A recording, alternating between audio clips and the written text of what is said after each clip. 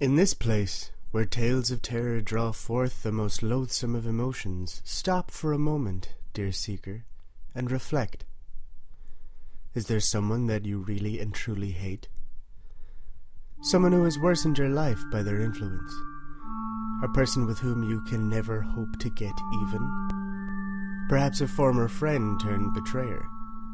An ex-lover whose wanton heart left yours in pieces? Perhaps an employer, a family member, a stranger who's inflicted the barest of slights? Think hard, and if you come up with an answer, then know this.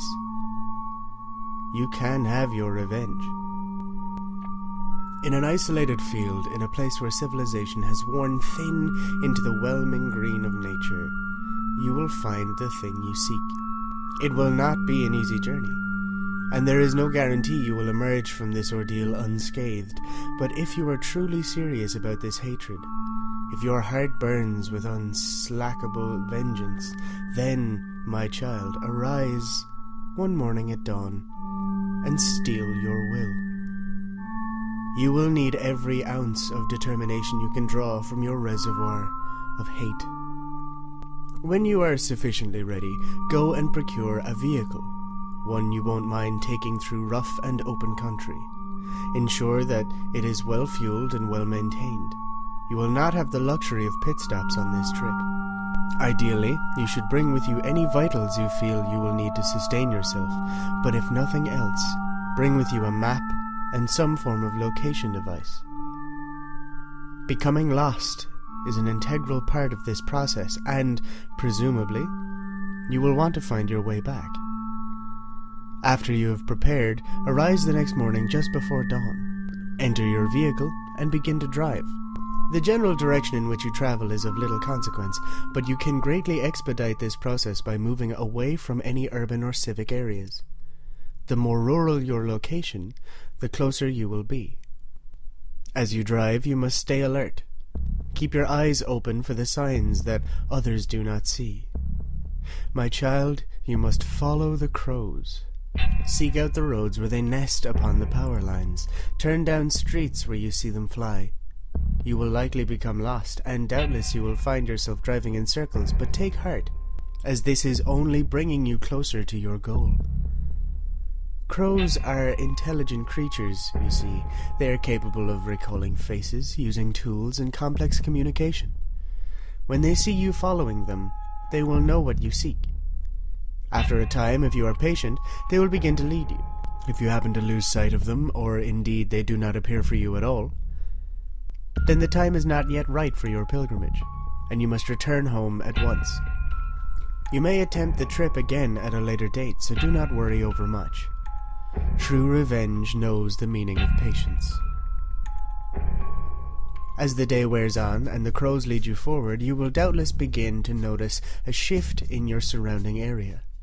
You will find yourself in places you never knew existed, in towns ancient and forgotten, overgrown by the festering wilds. There will be no other cars at this point, no sign of life save for the crows guiding you. At this point, you have crossed over into its domain. You are a trespasser here, and return to your world is impossible. You must persist now, whatever should come your way. Very soon after your transition, the crows will begin to take you off the roads themselves. You will have to travel across open fields and treacherous terrain. If you were careful in your selection, your vehicle should be able to navigate most of these challenges, but eventually there will come a point at which you can drive no further. At times, a rocky outcropping will impede your process. At others, a roaring stream will prevent your passage. Whatever form this impediment takes, you must thereafter proceed on foot. Exit your vehicle, but make note of its location. Bring nothing with you. You are a pilgrim in this sacred place. The luxury of material is no longer yours to possess. The crows will slow when they see you on foot, but they will themselves continue to progress. They are called here just the same as you, so be swift. No matter what, you must return to your vehicle before the sun sets. Night in this place is not hospitable to intruders. and the seething things that skitter and click in the dark places of this world are always hungry. It may be a short distance, or it may be miles, but eventually you will come across a thick glade of ancient trees. There will be no mistaking this location. Crows will fill the air, gathering from all directions and converging upon the blighted wood. As you pass through the trees, you will see a greater multitude of the dark fowl than you have ever seen before. They will line every branch, cover every root and patch of land. Yet, in spite of their preternatural numbers, there will be a whelming quiet over the area, with the only sound being the faint rustle of the wings of new arrivals, each eager to take its place in the arboreal auditorium. As you reach the edge of the wood, you will find it open into a large rectangular field, surrounded on all sides by the forest. The ground itself will be withered and barren, ringed by the blighted remains of trees and plants that foolishly grew too close to this sanctuary. The air here will be cold and acrid, and you will likely begin to feel weak as the very ground you stand on repels the life burning impiously inside you. It is here, in the center of this place, that you will find the Lord of Scarecrows. It will be erected on an iron cross, its form made of hide and bone, stitched with sinew and decorated with the limbs and adornments of local fauna. Amidst this twisting aberration you will, however, be able to make out the distinct form of a human body, rising up in mock crucifixion, its flesh all rotted and dried. Over its head it will wear a hood made of stitched-together skin, and its face will be completely obscured to you. This is an ancient and sacred thing, an altar and effigy to a thing older than the ground upon which you stand. It will not do to dwell upon its nature, as this thing is something far beyond mortal comprehension, and to glimpse upon it would be to see into the very primordial ether of creation itself. Steel your nerve and approach, but be reverent. This is a church of greater magnitude than the grandest basilica, and you will not wish to anger this idol.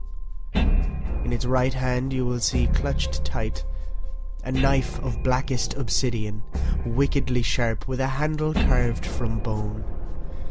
In the other it will bear a roll of coarse cloth. Take both, gently and humbly. It will yield them to you. Kneel before it and state that you wish to make an offering of a sinner. Then, using the knife, make an incision somewhere upon your body. The bite of the blade will be sharp and swift, and you will bleed quite profusely. Be careful not to wound yourself fatally, lest all this effort be wasted. Gathering the blood pouring from your rent flesh, scrawl the name of your intended target upon the cloth. As you write, think upon the sins the person has committed, every act of cruelty, every bitterly unfair word or deed. It does not matter how trivial. All that matters now is the hate that burns in you. It will likely surprise you how much blood it takes to write the full name of your sacrifice, but you must persevere. When you have finished, roll up the cloth tightly, and carefully peel up the hood just far enough to reveal the skeletal mouth of the effigy. Insert the cloth between its parted teeth, then return the hood to its original position. Now slather the knife with your own blood, so that the blade is completely coated. Once it drips with crimson life, plunge it into the heart of the idol and speak these words: "My sacrifice is made." You are free to go, but make haste. Doubtless you will have little time left before the dying sun sets beyond the horizon. As you make your way back through the forest, you will no longer hear the tranquil silence. The air will be filled with whispers, with the recitations of sins and wicked deeds. Do not linger here. When you return to your vehicle, begin driving until you reach the road. Then go as fast as you can towards the direction of the setting sun. The shadows of this place will begin to grow and shift, but if you have followed these directions perfectly, just as the sun sinks down, a blinding flash should consume the horizon, and when it fades, you should be back in the world of the living, your car idling on an empty but otherwise normal street. Find your way back home and rest. you have earned your reward. Over the next year, the victim whose name you offered will begin to wither. All goodness and fortune will quit their lives, and every endeavor will bring them only bitter tragedy. When, at last, they finally die, 1 year from the moment you completed the ritual, they will be broken thoroughly in mind, body, and spirit. At last, your vengeance will be satisfied. From that day forward, however, you will always be unsettled by the sight of crows, and the hushed whispers they bring beneath their ebony wings. You will feel as if they watch you, keeping track of every vice, of every sin and misstep, and not just of you, of everyone, of everything. Almost as if they existed only to observe and to relay the wickedness of man to it that waits with silent anticipation to serve as its ultimate executioner.